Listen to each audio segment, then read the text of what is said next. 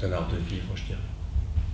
Et la vision sans tête est une belle façon d'inviter à cette écoute, je trouve. Enfin, ça fait 30 ans que j'accompagne les gens en séance individuelle. Et avant même de connaître la vision sans tête, ça se faisait en vision sans tête. Mais depuis que la vision sans tête est là, c'est comme si ça m'avait permis de le partager encore plus profondément. Et ça peut se présenter en couple, je ne sais pas comment vous l'avez vécu, la vision sans tête. Là. Il y avait des résistances. Ah, d'accord. De part et d'autre. C'est bien.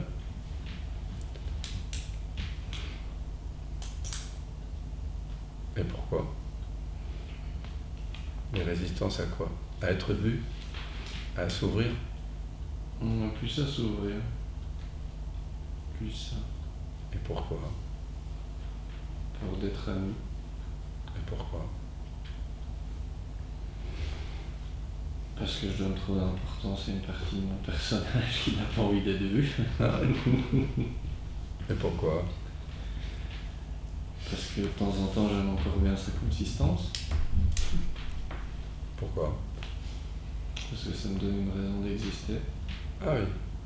En tant que personnage, pas en tant que... Et pourquoi tu as ce besoin? Je suis en train de le découvrir. Tu sais pas. Tu sais pourquoi? C'est vraiment pour me donner de la consistance. En tout cas, c'est ce que je ressens. Et pourquoi ça fait ça?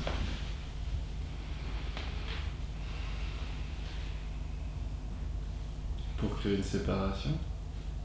Et pourquoi tu veux qu'il y ait une séparation? Pourquoi ça se joue comme ça? Tu le sais? Non. Tu sais pas, tu vois? Non. C'est ce que ça fait que tu sais pas. C'est parce que j'ose pas savoir. Parce que? Je n'ose peut-être pas savoir. Et pourquoi tu n'oses pas? Ça me fait peut-être peur. Bon. Peur de perdre cette identité. Pourquoi? Cette personnalité. Pourquoi tu as peur? Peur d'être heureux. Ah, et pourquoi? Tu as peur d'être heureux? Sûrement un vieux souvenir où quand je l'ai été et que ça a disparu après. Ah. Et pourquoi ça dans l'histoire du personnage. Et pourquoi ça s'est joué comme ça dans l'histoire du personnage? Que d'avoir été heureux puis d'avoir perdu à nouveau? Tu sais pourquoi? Non. Vraiment pas? Pour vivre l'expérience de la séparation. Tu sais pourquoi ça se joue comme ça? Pour retrouver l'unité. Oui, mais tu sais pourquoi ça fait ça?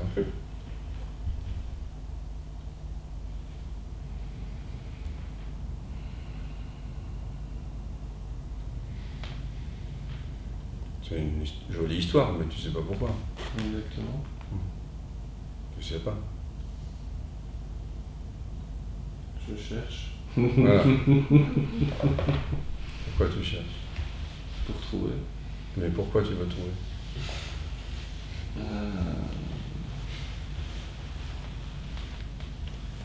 Pour trouver la paix que je suis déjà. Ah. Pourquoi tu crois que tu n'es pas déjà la paix que tu cherches? Avec le fait que je l'ai goûté quelques fois là maintenant, je pense que je commence à réaliser qu'elle est là. Et que je pensais peut-être que mon personnage ne méritait pas d'avoir cette paix-là. Et pourquoi ton personnage ne méritait pas ça? Parce qu'il n'avait pas envie de vivre. Et pourquoi il n'avait pas envie de vivre? Parce que ça ne l'intéressait pas. Mais tu sais pourquoi? Parce que la condition humaine ne m'intéressait pas. Et tu sais pourquoi? Parce que je ne voyais pas d'amour dans le regard des autres. Dans aucun regard d'ailleurs.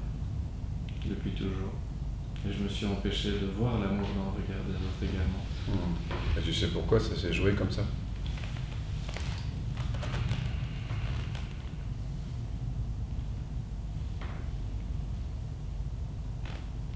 Non. Tu sais pas en fait. Pardon? Tu sais pas en fait Non. pourquoi ça s'est joué comme ça. Non. Sans ce que ça fait. Quand vraiment on sait pas. Il n'y a rien d'agréable là-dedans. Pardon? C'est pas agréable. Pourquoi? Parce que ça sert. Ah oui. Tu Tu sais pourquoi ça sert? Ça me donne juste envie de fuir en fait. Si je sens vraiment là à l'intérieur, il y a une partie de moi qui fait éclat tout le monde. Pourquoi? Mais il y a autre chose qui est vachement content d'être présent en même temps, donc c'est assez paradoxal. Et tu sais pourquoi ça se joue comme ça? Parce que j'ai chaud. Non, je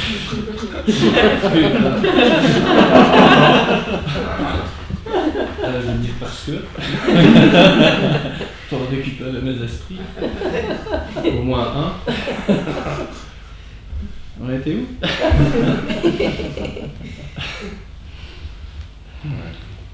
Je comprends que tu enlèves ta veste parce que ça fait du bien de se déshabiller. Et c'est ce que ce questionnement fait, en fait. Il déshabille notre prétention à savoir.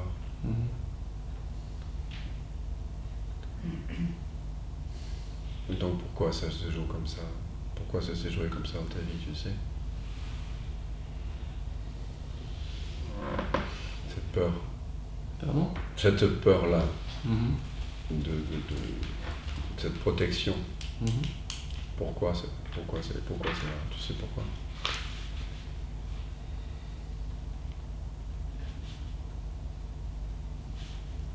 Mon histoire. Et est-ce que tu sais pourquoi il y a eu cette histoire-là? Pour que je puisse me voir tel que je suis. Et pourquoi tu ne te voyais pas avant cette histoire telle que tu étais? Parce que j'avais vraiment pas envie de voir ça. Mais pourquoi? Est-ce que tu sais pourquoi? Parce que je mettais un jugement dessus. Et pourquoi tu faisais ça? Parce que j'ai appris à juger et à être jugé. Et pourquoi tu as appris ça? Pour l'expérience. Et pourquoi? Pourquoi faire tout ça? Pour se goûter de cette manière-là. D'accord. Mais tu sais pourquoi? Pour redécouvrir l'entièreté, l'unité. Mais tu sais pourquoi ça doit faire tout ce schmilblick là? Pour me dépouiller de la personnalité que j'ai construite. Et tu Je sais. suis prêt à mettre à nu. Et La preuve. pourquoi tu es prêt? Pardon? Et pourquoi tu es prêt? Parce que jouer un rôle à un moment donné, c'est beaucoup plus fatigant que d'être dans sa vérité intérieure. Et pourquoi alors ça se joue comme ça? Tu le Parce sais? qu'il est temps. Hein? Parce que c'est le bon moment. C'est l'instant présent pour pouvoir justement le faire. C'est dommage de rater l'opportunité.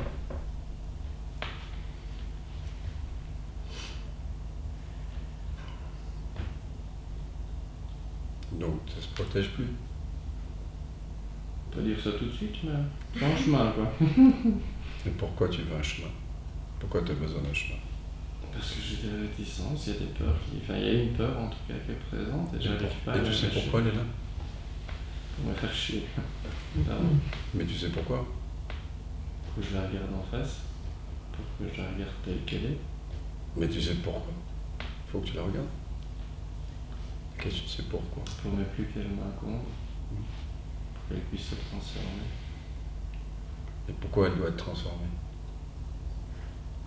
Pour qu'elle puisse changer, ouais. Pour qu'elle puisse être intégrée. Donc en fait tu sais tout. Et rien à la fois. Mais à chaque fois tu réponds. Tu dis jamais je ne sais pas. Je cherche. Voilà. Et pourquoi il y a cette recherche? Pour me donner une existence. Et pourquoi avoir besoin de chercher pour reconnaître que tu es déjà en train d'être?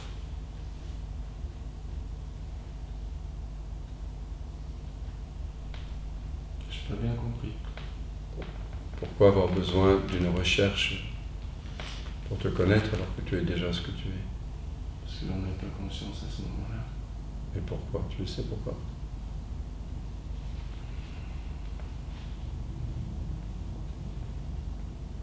Non. Enfin! On va avoir chaud tous les deux. Ça va là, j'ai chaud là. C'est chaud là. C'est les résistances, ça chauffe. C'est ça une résistance. Bien d'accord. Je vais enlever ça chez moi. Ah, ça fait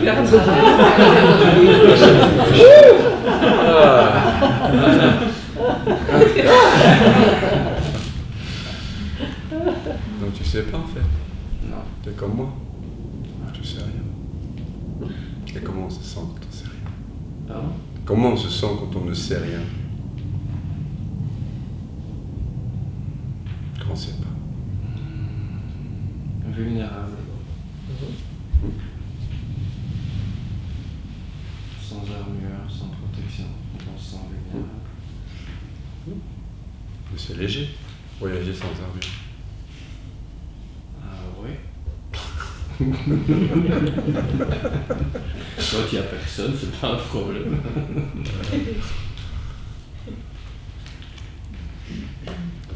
Oui, c'est une autre façon de déshabiller l'apparent personnage. C'est de se poser la question pourquoi, de façon radicale, jusqu'à boutiste, jusqu'à révéler le fond, sans fond en nous, qui dit toujours « je ne sais pas ».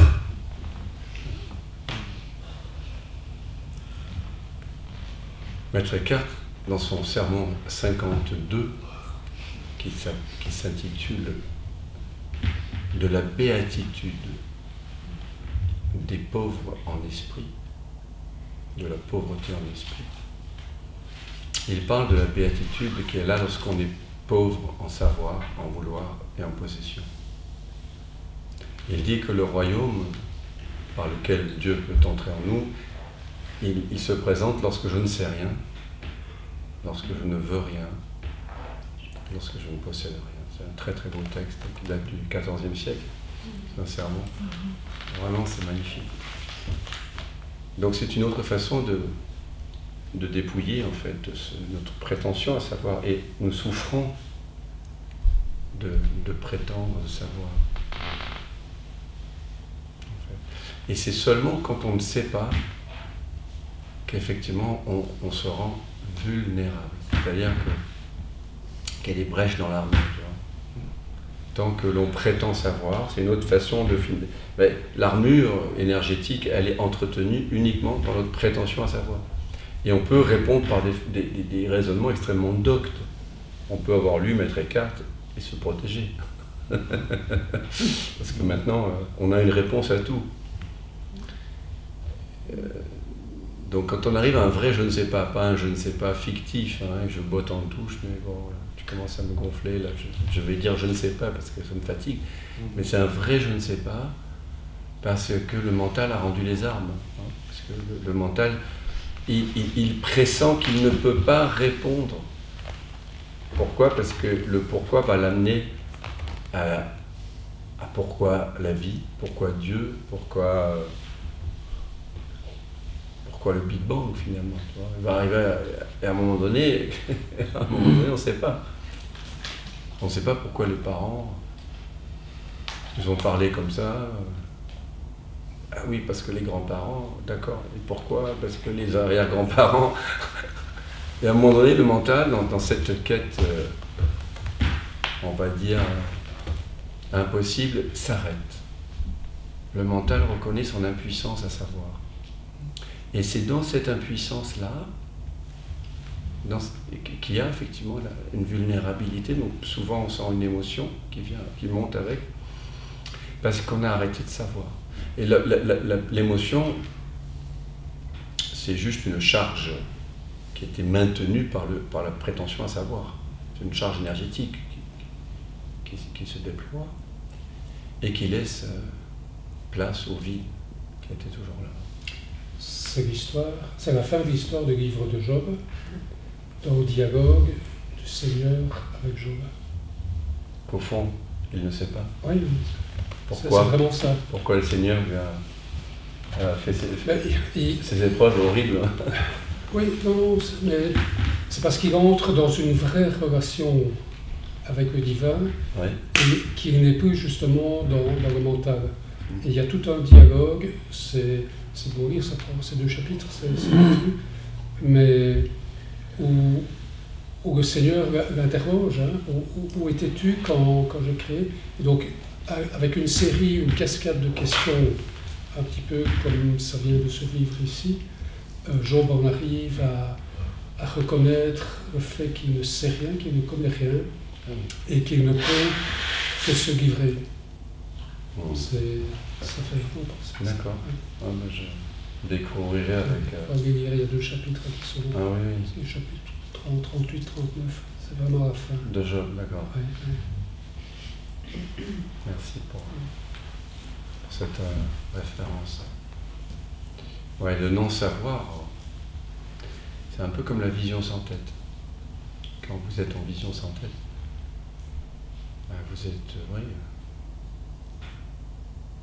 vous êtes sans protection, mais en même temps, il n'y a rien à protéger.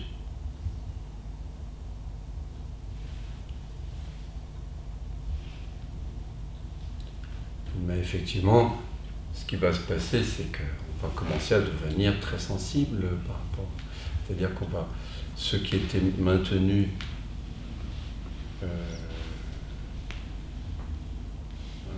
les ressorts là sur lesquels on avait marché, il faut que je tends,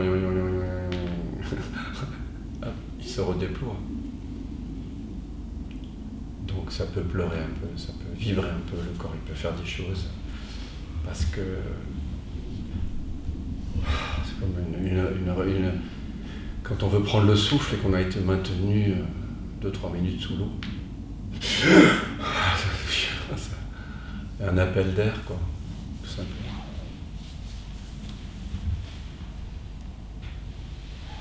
Mais du coup, il y a la vie qui reprend son cours.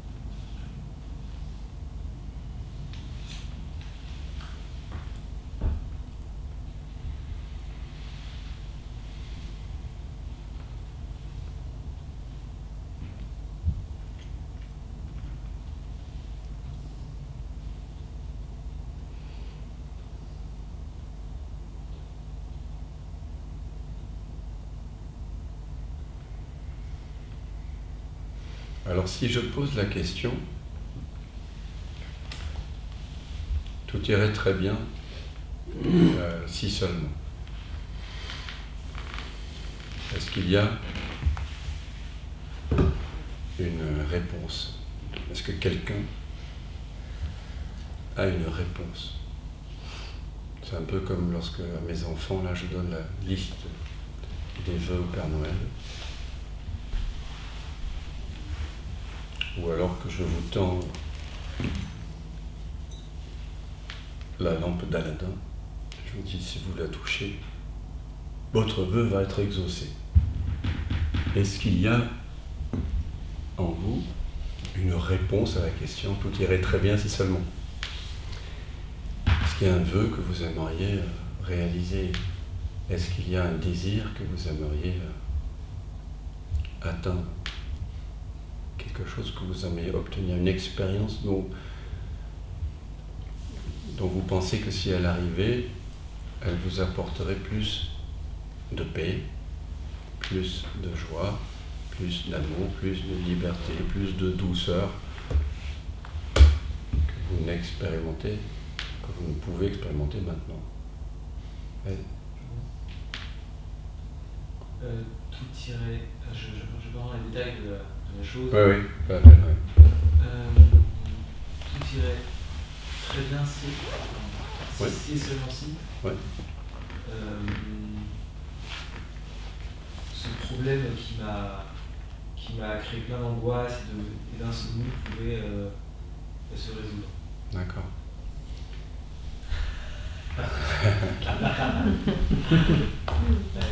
On va explorer donc ensemble.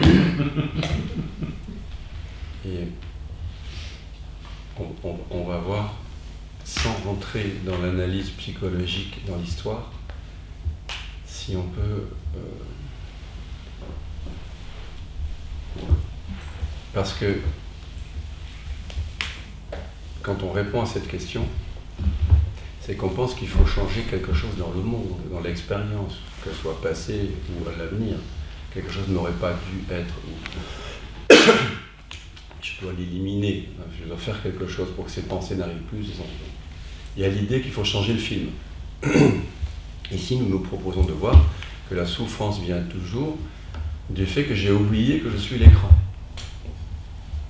Donc, elle vient d'une erreur identitaire. Toute souffrance, ce que j'expérimente en tant qu'accompagnant psychocorporel non-duel depuis 1998, toute souffrance vient toujours d'une erreur identitaire. Elle ne vient jamais de ce que l'autre m'a fait, etc., même s'il y a un choc physique, émotionnel, etc. Donc on va voir si c'est vrai. Donc tout irait très bien si seulement, on peut bien formuler. Si seulement cette chose extérieure Ouais. qui m'a créé beaucoup d'angoisse dans le passé disparaissait. Et là, vous voyez, je vais lui proposer sans que tu veux de tout ton cœur, de tout ton être, que cette chose qui te cause ou semble te causer des problèmes disparaisse, mais que ce n'est pas possible. Et ça ne changera jamais. On ne pourra jamais résoudre ce problème. Sans que de tout ton cœur tu aimerais le changer, mais que ce n'est pas possible. Et j'ai une douleur dans l'épaule qui arrive. Ouais. Forcément, parce que ça amène essentiellement de frustration, d'impuissance, qui est l'envers de l'espoir. C'est-à-dire qu'on ne peut pas avoir l'espoir sans le désespoir. Donc la façon de retourner la question à laquelle j'invite Yaron fait remonter le désespoir qui était sous-jacent, avec lequel il vit tout le temps, mais qui ne se montrait pas. Donc ça peut se montrer par une douleur, par des larmes, par toutes sortes de choses. Donc maintenant, je t'invite d'abord à faire l'unité avec, sensoriellement, tactilement, c'est-à-dire cette douleur entre en intimité avec elle. Au lieu de t'en distancer, sois cette douleur pleinement. Passe de j'ai une douleur à je suis la douleur. Sans ce que ça fait que d'être la douleur directement. Parce que comme on disait tout à l'heure, avec Denis et Annette, je crois, connaître c'est pénétrer. Donc, si tu veux vraiment connaître l'essence de la douleur et de ce qui monte, tu dois le pénétrer, tu dois être avec, dedans, complètement, entièrement, et tactilement, pas par la mémoire, pas par les images, mais vibratoirement. Et quand on s'invite à faire l'unité, c'est important de ne pas fermer lèvres et dents, de garder, voilà, parce que voilà, ce avec quoi on doit faire l'unité, c'est souvent une émotion qui se situe au niveau du ventre. Et quand on ferme mâchoire et dents et lèvres, on ferme le souffle, et donc on ne sent pas vraiment. Or ici, on ne veut pas fuir, on veut sentir, on veut aimer, on veut goûter, on veut être avec. Donc je t'invite à entrer en intimité, sensoriellement.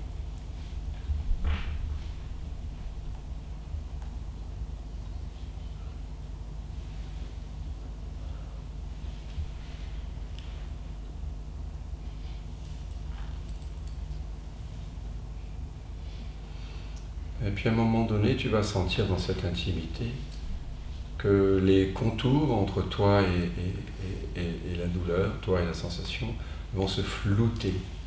Hein, c'est ce que tu sens? À un moment donné, tu ne sais plus très bien si tu es dedans, dehors, ça s'en mêle.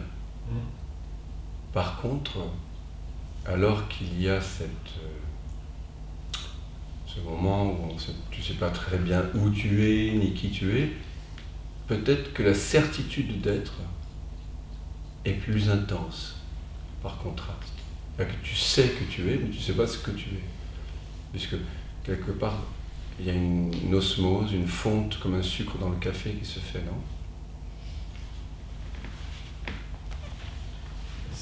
Là, c'est détendu. Pardon? C'est détendu, là. Ouais. Ouais, parce que finalement, tu entres en intimité avec ce qui te fait le plus peur, du moins tactilement et sensoriellement. Et à un moment donné, oui, ça se détend, parce que ce qui maintenait la tension, c'était la pensée que tu en étais séparé. C'est pas ce que tu as vécu, ce qui génère la frustration, c'est la pensée que j'en suis séparé, qu'il me faut faire un effort, il faut analyser, il faut faire quelque chose pour. Alors qu'en réalité, là, je t'invite à plonger, comme un sucre dans le café. Maintenant, on a fait la voie du sentir et tu as embrassé ce qui te faisait peur. Tout ce à quoi tu résistes persiste. Mais tout ce que tu embrasses s'efface. Donc c'est en train de s'effacer.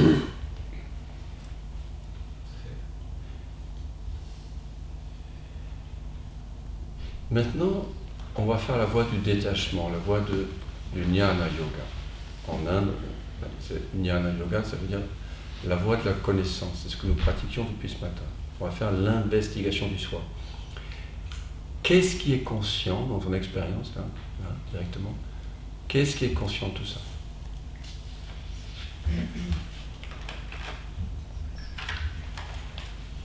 Qu'est-ce qui est conscient?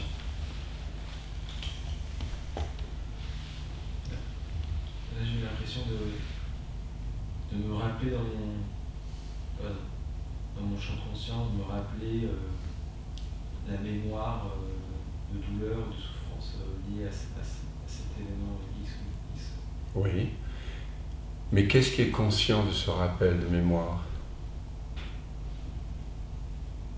Il y a quelque chose qui connaît ça, qui sait que tu es en train de faire une expérience. Qu'est-ce que c'est ça? Quoi est cela? C'est quoi? Cet espace d'accueil. Ok. Pose-toi maintenant une seconde question, avec tout ton cœur. D'où vient cet espace d'accueil?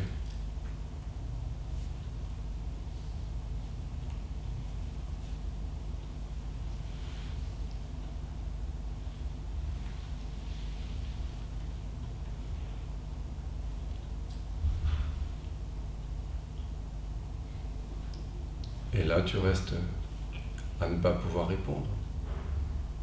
Non? Mais en même temps, il n'y a pas de frustration. Non. Parce que dans ce non-savoir-là, il n'y a pas de recherche. Et quand il n'y a plus de recherche, il n'y a plus d'ego.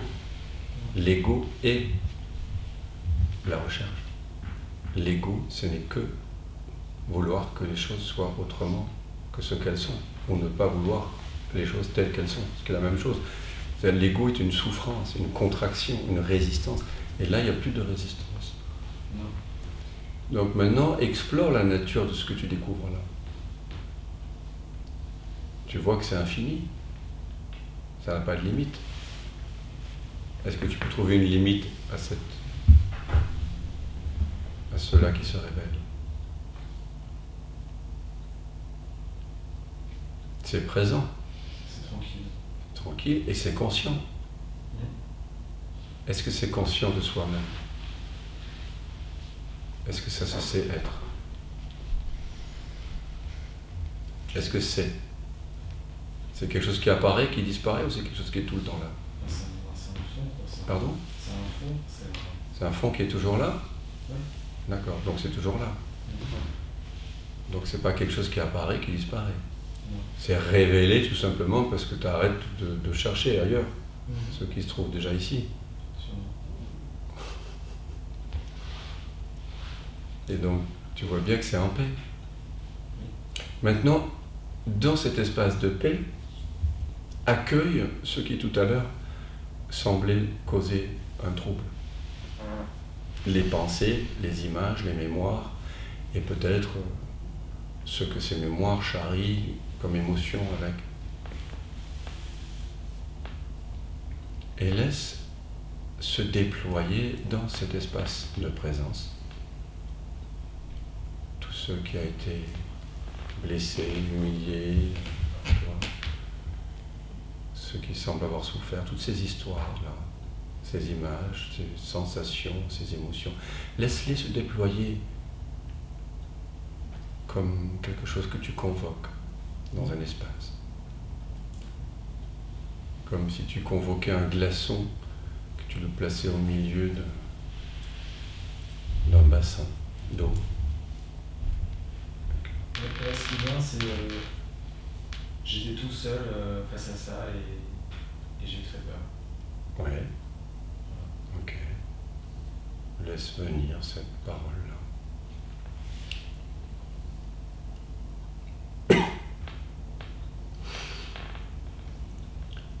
Cette parole-là et l'émotion qui accompagne ce rappel, ce constat, tout ça, ça apparaît dans une présence qui est déjà là.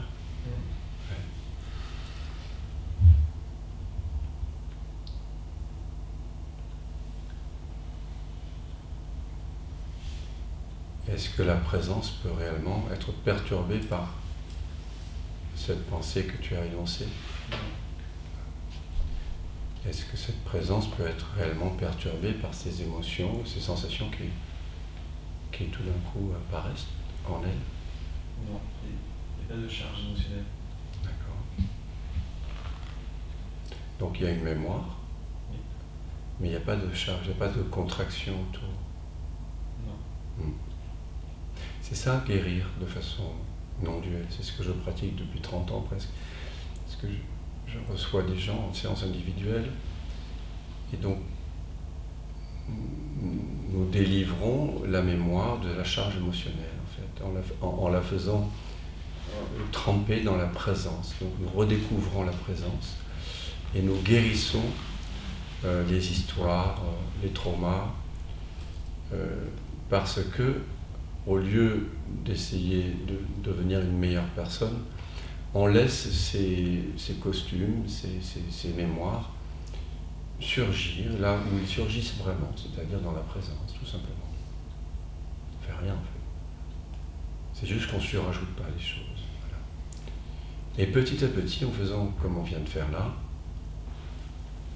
les mémoires peuvent remonter sans la charge émotionnelle. C'est-à-dire que quand tu vas regarder un film ou avoir l'appel d'un ami ou voir une photo qui va te rappeler cet événement, à un moment donné, la vie se charge de nous mettre face à notre histoire et à faire en sorte que tout ce qui n'a pas été aimé en nous, embrassé, va pouvoir enfin se manifester.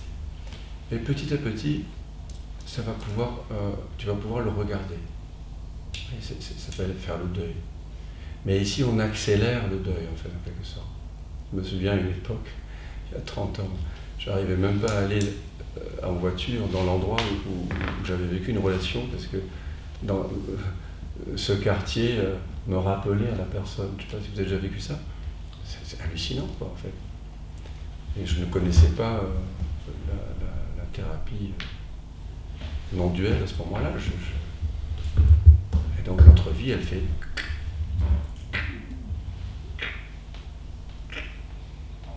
A, B, C, D, E, F, G, A, B, C, D, E, F, A, B, C, D, E, A, B, C, D, A, B, C, A, B.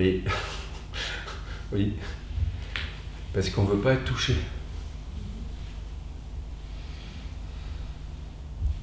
Et la thérapie non-duelle nous amène à voir que nous sommes de sans forme et qui peut prendre toute forme. Donc on peut accueillir tout. Et bien sûr, certaines choses, certains traumas, il faut les accueillir 1 fois, 5 fois, 10 fois, 100 fois, on ne sait pas, c'est peut-être même infini, mais à chaque fois on enlève une charge. Et du coup, quelque chose se détend dans le corps. Parce que du coup, on peut laisser la mémoire arriver sans avoir ce vade retrum satanas, quoi, cette espèce de division. Donc, à répéter encore et encore. Tu as vu le processus, mais tu fais le, je sais pas, tu fais le stage de, non, tu fais le stage d'un jour. Non, c'est pas toi. Parce que dans le stage d'un jour, on fait beaucoup ça. Dans le stage de 9 jours, on prend le temps individuellement. Parce que j'ai remarqué que si on ne prend pas le temps de faire monter tous ces schémas et toutes ces réactivités émotionnelles que l'on a dans cette présence, on va se faire attraper à nouveau. Voilà. Et donc, c'est comme si on transmutait le diable, qui veut dire c'est la séparation, le mental, en amour en fait, à chaque fois. Le petit diablotin, il a besoin d'être embrassé, d'être senti, d'être reconnu, mais pas reconnu en tant qu'histoire qui validerait l'existence de quelqu'un. Vous voyez, on n'a pas évoqué ce à quoi Yaron pensait. On n'a pas besoin. Il y a simplement besoin de faire l'unité avec, tactilement, sensoriellement avec ce qui monte, et ensuite reconnaître que ce que je suis est conscience, mais que ce à quoi je pense et ce que je sens n'est pas conscient. Donc ça disparaît dans la conscience. Il y a juste à reconnaître la suprématie de la conscience et que tu es cela. Et donc en faisant cela, eh bien on désactive en fait de plus en plus la croyance, les croyances. Parce qu'il y a pas de problème avec la pensée. Le problème, c'est quand on croit qu'une pensée est vraie. Une pensée devient une croyance quand la pensée arrive et qu'il y a de la contraction dans le corps avec. Pensée plus contraction égale croyance. Là, ça devient sérieux. Et ça fait souffrir. Donc on désactive le sérieux, en fait. Tu vois ? Merci de nous permettre à tous de voir comment on peut mener. Par exemple, là, on a fait l'investigation du soi. Alors, je l'ai fait d'abord par la voie du sentir, faire l'unité tactilement. Pourquoi je fais d'abord ça ? Parce que j'ai remarqué que si je partais tout de suite, on le fera aussi peut-être demain, mais si je fais exclusivement la voie de la connaissance du détachement, souvent les gens le font pour éviter de sentir certaines émotions désagréables. Donc pour pas que ce soit une fuite, pour pas que ce soit du contournement spirituel, j'invite en général d'abord à faire l'unité avec la sensation qu'on ne veut pas sentir, justement. C'est pour ça que je pose la question, tout irait très bien si seulement, ma copine revenait, ou si seulement je devenais une star, ou je ne sais pas quoi, ou que mon père guérissait. Je sens que tu veux qu'il guérisse, mais que c'est pas possible. Et là, il y a toute la charge, vous voyez, contraire, parce que quand vous espérez, il y a le désespoir. Vous ne pouvez pas avoir l'un sans l'autre. Sauf que l'espoir, et là vous voulez bien l'avoir, et l'espoir, le désespoir, pardon, vous le... Non, lui ne peut pas le voir, oui, tout va bien, c'est pas là. Non. Et donc on supprime, et donc là on fait venir les deux. Du coup, le mental se rééquilibre. Parce qu'avant il n'y avait qu'un pôle. C'était comme ça. Et là, il se rééquilibre, et du coup, il peut refléter la conscience. L'esprit peut refléter Dieu. Il est vide.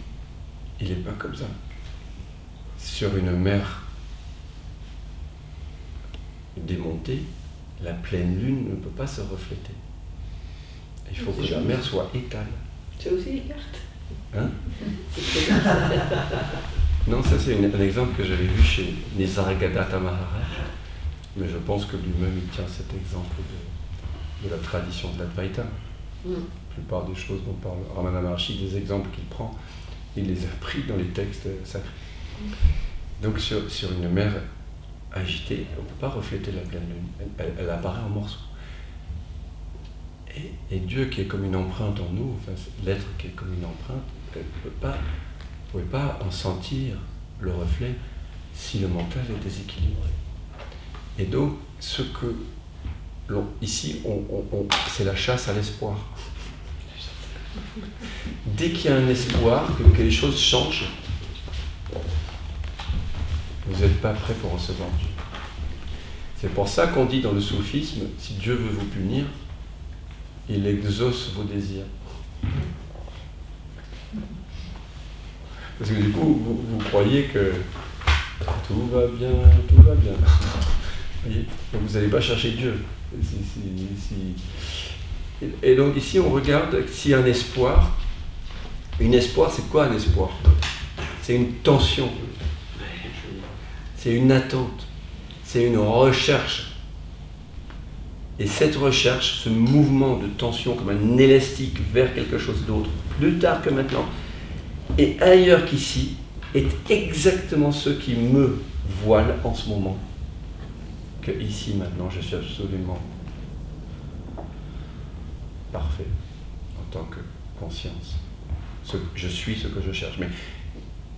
Et donc, c'est facile de vous faire monter l'espoir. Si je vous pose la question, tout irait très bien, c'est seulement ça.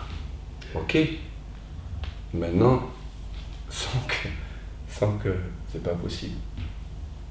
Du coup, l'espoir tombe, cette tension tombe, révèle l'émotion sous-jacente que vous ne vouliez pas sentir. L'espoir était là pour ne pas sentir ce désespoir-là. Et le désespoir qui remonte est déjà là. Vous vivez avec ça tout le temps, sinon il ne monterait pas là maintenant. Et donc une fois qu'il est monté, on l'embrasse, c'est-à-dire on fait l'unité avec, tactilement, sensoriellement, et puis dans un second temps, on se pose la question, qu'est-ce qui est conscient de cela? D'où vient cette conscience? Et là on se rend compte que c'est juste des feux follets qui apparaissent dans la conscience. Là on peut vraiment le réaliser, puisqu'on a déjà fait l'unité avec. C'est ce que j'ai appris auprès de mon maître. C'est les deux grandes voies, la voie de l'amour, pour dire la voie de la dévotion. Sauf qu'au lieu de vous dévouer à Dieu, je me dévoue à l'émotion. Mais c'est pareil. Vous comprenez? Puisque l'émotion est une expression de Dieu. Dans les deux cas, que vous fondiez dans Dieu ou dans une émotion de terreur, c'est la même chose. À la fin, c'est l'unité qui est ressentie. C'est la déité. Donc d'abord faire l'unité et ensuite le détachement. Moi j'ai appris comme ça, mais on pourra faire l'un et que l'autre aussi. C'est des différentes façons de guérir de l'illusion de séparation. On guérit ici d'une illusion. C'est tout. Et dans les cas d'émotions très fortes, mais plutôt positives, si tu entends une grande musique, je sais pas, un paysage, où ça peut amener une émotion extrêmement forte. De joie. Oui, c'est pas la terreur, c'est plus la joie, mais c'est tellement fort que ça peut pas s'exprimer. Comme tout à l'heure, avant que mon arrive, tu jouais là, et il y avait un morceau, moi ça m'a vraiment pris le trip ce morceau, j'ai failli pleurer d'ailleurs. Mais voilà, Tu t'es retenu, j'espère. Bah oui, c'est non, voilà, mais oui, justement, voilà, je Mais- ne peux plus parce que sinon j'avais la veine, quoi. Il y a pas de... Mais est-ce qu'il y a un problème là? Mais Je sais vois pas le problème. Tu te retiens, Parce que c'est ça? Non, oui, ça aussi. Ah voilà, c'est ça. C'est ça dont on parle. Oui, Donc, oui, mais donc si je te pose la question, tout irait très bien si seulement. Mais j'ai pas spécialement de trucs en disant tout irait très bien si seulement. D'accord. Non mais on va explorer un peu. Mais- Ah c'est trop tard. Ah, c'est trop tard, je t'ai rentré dans le jeu. Non, mais ce morceau de musique là, ça m'a vraiment perturbé. Ah, la musique est faite pour ça. Bah, Les morceaux Oui. qui me viennent de mon disque, d'ailleurs, vous pouvez l'acheter, le double album, ce sont des chants dans divers styles, et qui viennent de cette présence, qui viennent des satsangs, et puis que je partage. Donc c'est tout à fait naturel de sentir une émotion. mais L'émotion, c'est la vie. j'ai l'impression que je suis toute seule, quoi. Tu vois, que... Mais ça, c'est des croyances que tu Oui. rajoutes par-dessus. L'émotion, c'est juste quoi? C'est un mouvement. C'est un mouvement d'amour qui veut se retrouver. C'est quoi d'autre? C'est la vague qui coule au fond de l'océan. je coule. Voilà. Mais justement, je me retiens, je coule pas. Bon, bah alors je vais Ah, te le refaire. c'est artificiel, hein. On va voir si ça marche. Bah oui, mais non.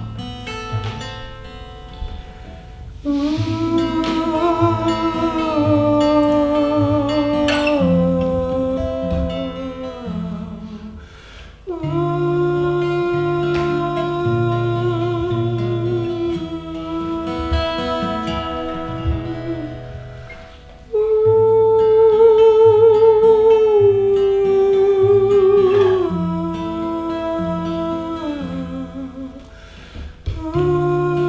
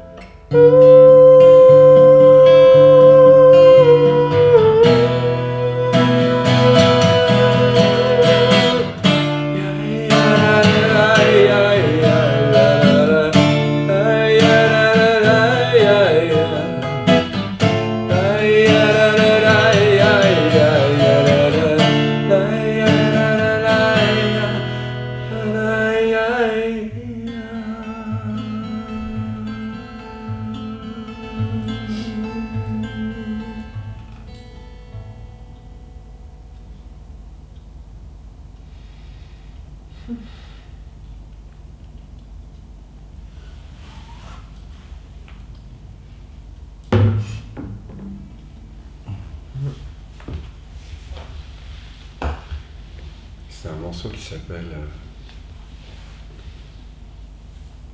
Hjemve en danois, ça veut dire le mal de la maison, nostalgie. Et ce que nous venons guérir ici, c'est justement cette nostalgie, ce sentiment qu'il nous manque quelque chose. Tu sais, quand voilà, je m'empêchais de pleurer, j'ai vraiment eu du mal, parce que ça coûte quand même. Mais en fait, il y avait une voix qui me disait bon, arrête de pleurer, tu peux pas pleurer.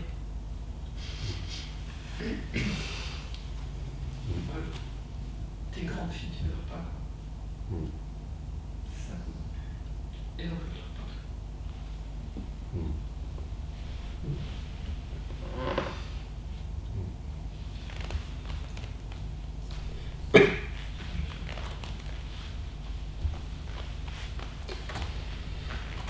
Le corps pleure, Voilà. mais je ne pleure pas. Le corps, il rit, mais je ne ris pas. Le corps est assis ici, mais je ne suis pas assis. C'est vrai. Quand tu vois vraiment ça, tu laisses le corps pleurer, danser, faire l'amour, se disputer. Tu le laisses tranquille. Parce qu'il fait sa life, hein. Il est extrêmement conditionné, totalement conditionné, le corps. C'est comme une vague qui est poussée par des milliards d'autres vagues, qui dépendent des étoiles, des vents solaires, de l'ADN, de ta grand-mère, il y a 15 générations, tout ça, de l'air que tu as respiré, de comment tu as dormi cette nuit, de l'émission de radio que tu as écoutée, voilà. Le corps, il est conditionné. Et à un moment donné, tu vois que tu n'es pas ce corps. Et du coup, parce que tu vois que tu n'es pas lui, tu le laisses tranquille. Tu vois, de plus en plus, quoi. Alors, ça s'entend, bon, il y a des blocages qui arrivent, et on peut les investiguer ensemble. On peut aller les regarder. On fera ça demain. Et c'est beau d'investiguer cette peur-là. C'est la peur de pleurer. Ça maintient une identité. Si je suis celle qui ne pleure pas, je suis un tel. Si je suis celle qui pleure, je suis aussi un tel. Mais toi, tu n'es ni l'un ni l'autre. Tu n'es ni celle qui pleure, ni celle qui ne pleure pas. Tu n'es ni lâche, ni héroïque. Tu n'es ni ceci, ni cela. Tu ne te cherches pas là-dedans. Tu ne te cherches pas dans les larmes. Les larmes arrivent, elles ont le droit d'être. Mais tu ne te cherches pas là. Tu te cherches dans ce qui est tout le temps là. Qu'est-ce qui est tout le temps là? Oui, ça Mais le corps peut être ému, hein. Oui, oui, oui. Mais qu'est-ce qui est tout le temps là? Oui, mais ma conscience, la présence. Elle est tout le temps là. Bien sûr, oui. Parce que quand tu pleures, quand ça t'arrive, tu en es consciente. Oui. Quand tu te retiens, tu en es consciente. Donc, qu'est-ce qui est vraiment vrai? C'est celle qui se retient, celle qui pleure, ou ni l'un ni l'autre?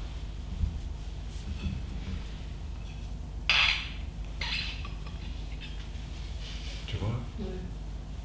Et quand tu te poses dans ni l'un ni l'autre, que ça pleure ou pas, ça n'a... C'est pas là que tu vas chercher ton identité. Tu sais déjà qui tu es. Tu es ni l'un ni l'autre. Tu es joie, amour, paix. Oui. Et donc ce corps peut se détendre.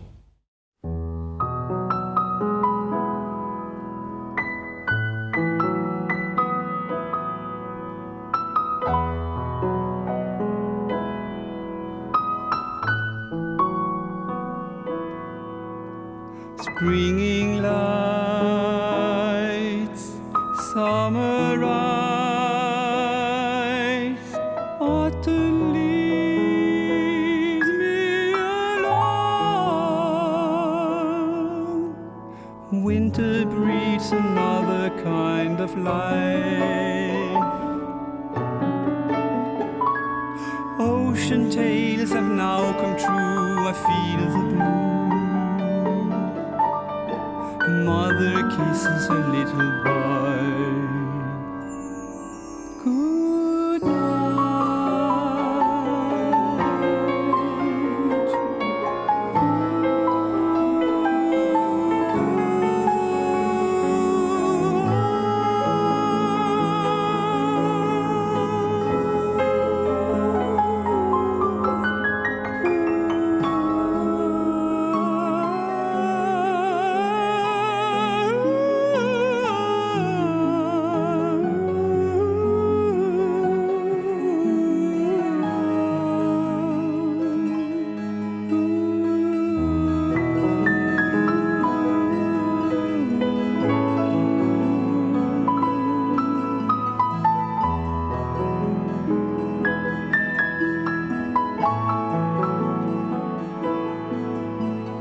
time has come, going home, breathing like an insect or a universe.